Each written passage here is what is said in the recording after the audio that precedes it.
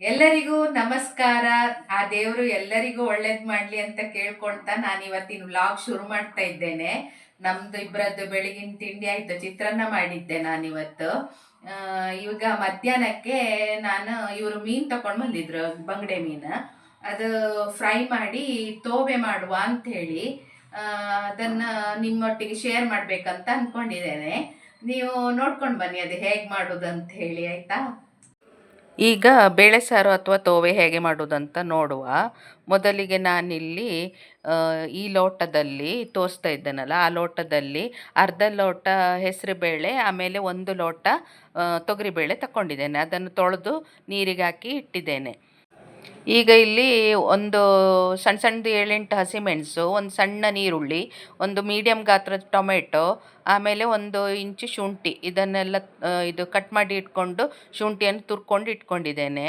ಈಗ ನೆನೆಸಿದ ಬೇಳೆಗೆ ಉಂಟಲ್ಲ, 1 ಚಮಚ ತುಪ್ಪ ಹಾಕಿ, ಆಮೇಲೆ 1/4 ಚಮಚ ಅರಿಶಿನ ಹಾಕಿ ಅದನ್ನು ಬೇಯಲಿಕ್ಕೆ ಇಡಬೇಕು.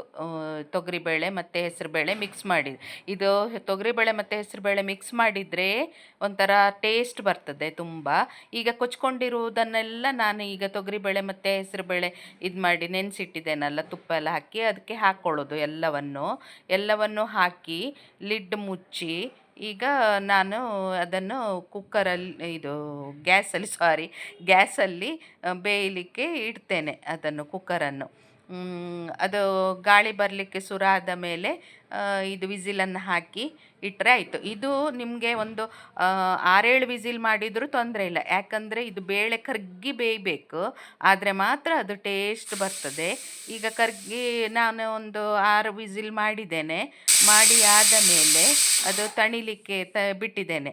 ಅಷ್ಟರೊಳಗೆ ನಾನು ಇಲ್ಲೆಲ್ಲ ನಮ್ಮದು ಮನೆ ಎಲ್ಲ ಒಂಚೂರು ಕ್ಲೀನ್ ಮಾಡ್ತಾ ಇದ್ದೇನೆ. ಮೇಜು ಎಲ್ಲ, ಊಟದ ಮೇಜೆಲ್ಲ ಒರೆಸೋದು, ಆಮೇಲೆ ಗುಡಿಸೋದು, ಅದೆಲ್ಲ ದಿನ ಇರ್ತದಲ್ಲ ಒಂದೊಂದು. ಈ ಗ್ಯಾಪಲ್ಲಿ ಅದೆಲ್ಲ ತಣಿಬೇಕು, ಆ ಥರ ಗ್ಯಾಪಲ್ಲೆಲ್ಲ ನಾನು ಉಳಿದ ಕೆಲಸ ಎಲ್ಲ ಮಾಡ್ಕೊಳ್ತೇನೆ.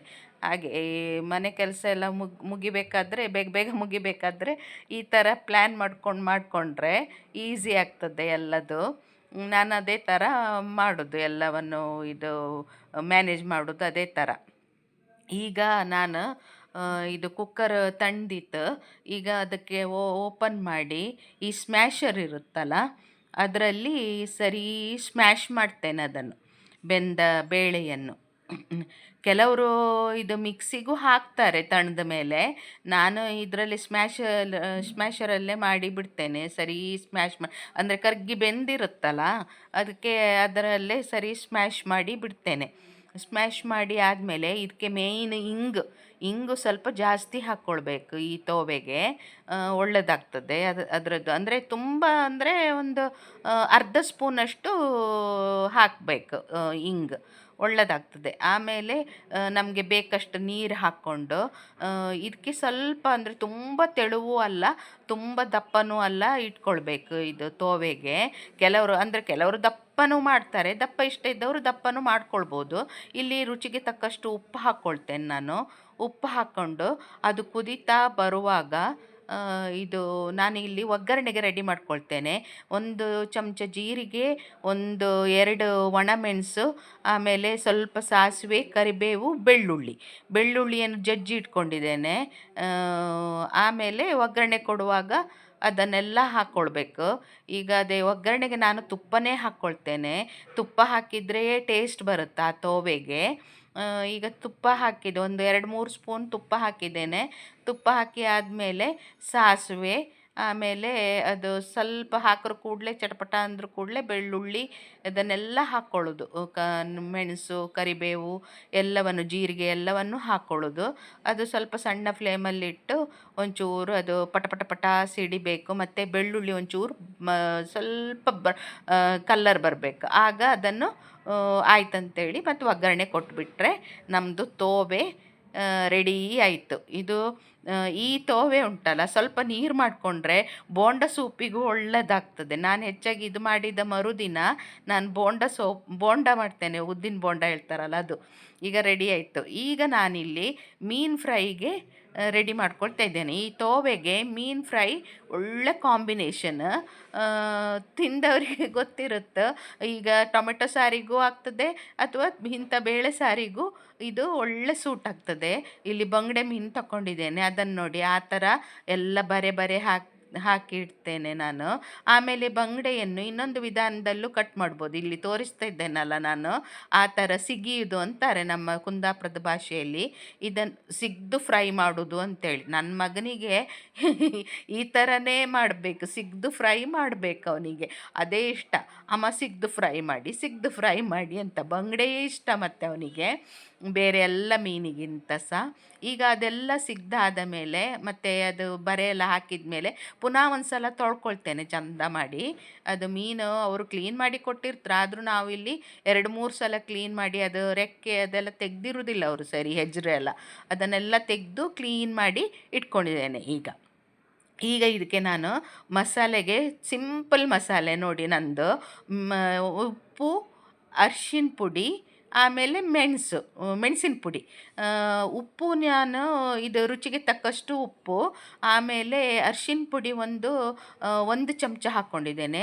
ಮೆಣಸಿನ ಪುಡಿ ನಾನು ಅಷ್ಟು ಮೀನಿಗೆ ಒಂದು 7 ಚಮಚ, ದೊಡ್ಡ ಚಮಚದಲ್ಲಿ 7 ಚಮಚ ಮೆಣಸಿನ ಪುಡಿ ಹಾಕ್ಕೊಂಡಿದ್ದೇನೆ.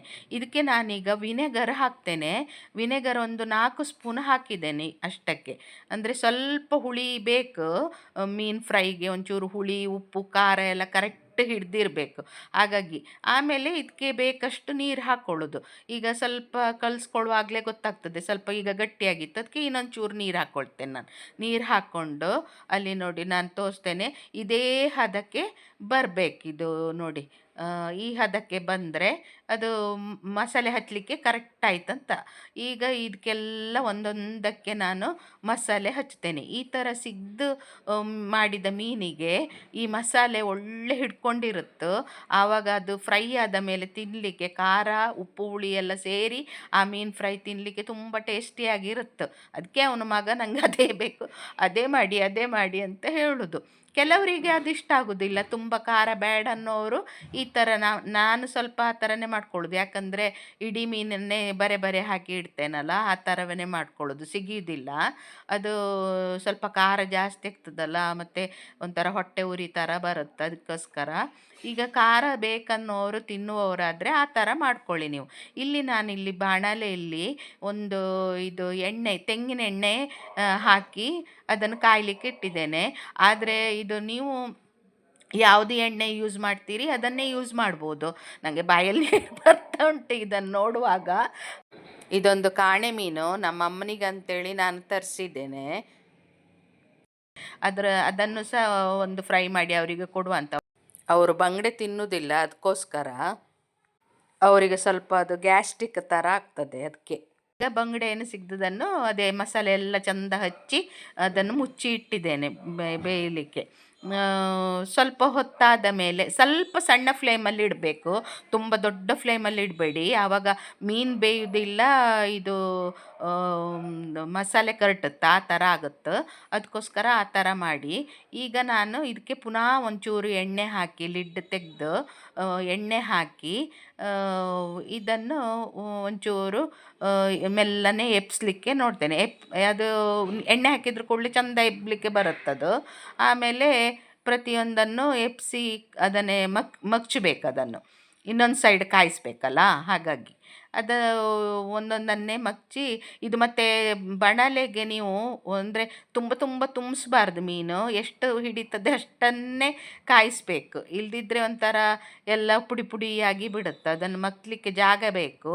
ಆ ಥರ ನೀವು ಮಗ್ಚ್ಕೊಳ್ಬೇಕು. ಈಗ ನೋಡಿ ಫ್ರೈ ಆಗಿದೆ ನೋಡಿ, ಈಗ ತೋರಿಸ್ತೇನೆ ಯಾವ ಥರ ಆಗಿದೆ ನೋಡಿ, ಎಷ್ಟು ಅದೆಲ್ಲ ಖಾರ ಹಿಡಿದು ಒಳ್ಳೆದಾಗುತ್ತೆ. ಇದು ನೀವು ಮಸಾಲೆ ಹಾಕಿಟ್ಟು, ನಾನು ಅದು ಹೇಳಲಿಲ್ಲ ಅನಿಸುತ್ತೆ, ಮಸಾಲೆ ಹಾಕಿಟ್ಟು 1-2 ಗಂಟೆ ಆದರೂ ಇಟ್ಟರೆ ಮೀನು ಫ್ರೈ ತುಂಬ ಟೇಸ್ಟಿಯಾಗಿ ಬರುತ್ತೆ. ಈಗ ನಾವಿಬ್ಬರು ಕೂತ್ಕೊಂಡು ಊಟ ಮಾಡ್ತಾಯಿತ್ತು ನೋಡಿ. ಇದು ತೋವೆಗೆ ಇದು ಮೀನು ಫ್ರೈ ಒಳ್ಳೆ ಕಾಂಬಿನೇಷನ್. ಈ ಕಾಂಬಿನೇಷನ್ ಯಾರಿಗೆಲ್ಲ ಇಷ್ಟ ಅಂತೇಳಿ ನನಗೆ ಕಮೆಂಟಲ್ಲಿ ತಿಳಿಸಿ ಆಯಿತಾ. ಆಮೇಲೆ ಇದು ನನ್ನ ಚಾನಲನ್ನು ಸಬ್ಸ್ಕ್ರೈಬ್ ಮಾಡ್ಕೊಳ್ಳಿ, ಶೇರ್ ಮಾಡ್ಕೊಳ್ಳಿ, ಲೈಕ್ ಮಾಡಿ. ಆಮೇಲೆ ನಿಮ್ಗೆ ಏನು ಅನಿಸುತ್ತೆ ಅದನ್ನು ಕಮೆಂಟ್ ಬಾಕ್ಸಲ್ಲಿ ತಿಳಿಸಿ. ಬಾಯ್, ಸಿ ಯು, ಥ್ಯಾಂಕ್ ಯು.